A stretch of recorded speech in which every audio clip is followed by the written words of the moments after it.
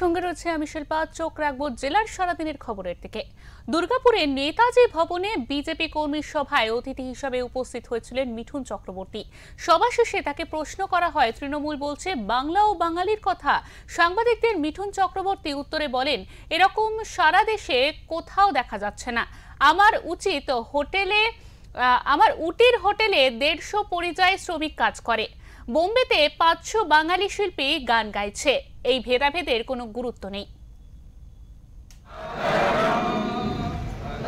কোনো ভিত্তি নেই, কোনো ভিত্তি নেই এর উপরে।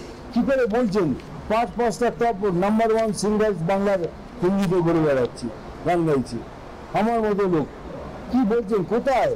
Where is it?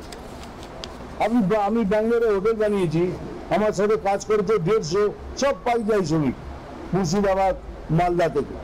তারা একদিন তাদের বিশ্রামের জায়গা নেই, এত বিজি। একটা ছোট্ট কাজ করতে বলে একবার ওই ছোট কাজটা করবে না ভাই, ওই দাদা একটা লোক আমার তাদের থেকে কি করবেন? কিছু ঝামেলা হলে বলে তাদের বার করে দেবে, তারা খাবে কি? ভিত্তিহীন কথাবার্তা। I don't believe in this.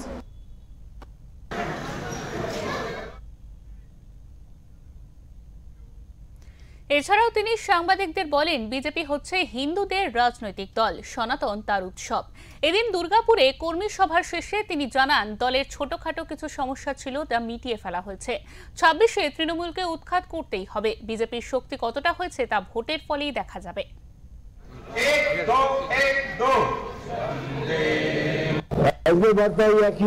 আমরা একসাথে নিচে এসে বলবো, সমস্ত সনাতনীদের একসাথে নিচে আসার জন্য আহ্বান জানিয়েছি। প্লিজ, এখন সনাতনী জেগেছে, সবকিছুর উৎস তো সনাতন, সবকিছুর উৎস সনাতন। কেউ মানে না, কোনো সম্প্রদায় মানে না, কিন্তু মানতে হবেই। সব থেকে পুরনো হলো সনাতন। আমরা সনাতনী, আমরা হিন্দু বলি, কিন্তু উৎস আমাদের সনাতন। সেই জন্য সবার সামনে বলি যে ঘর সে খাও আমি সনাতনী। অনেক কম ধরেছেন, যারা কিছু বুঝেছেন না বুঝেছেন, কিছু মিসআন্ডারস্ট্যান্ডিং ছিল, কিছু মিসকনসেপশন ছিল, মিস কমিউনিকেশন ছিল, সেগুলো একটুখানি মিটিয়ে দিলাম। বাকি সব দেখে দেবে এরা। এমন করে নাথিং মেজর।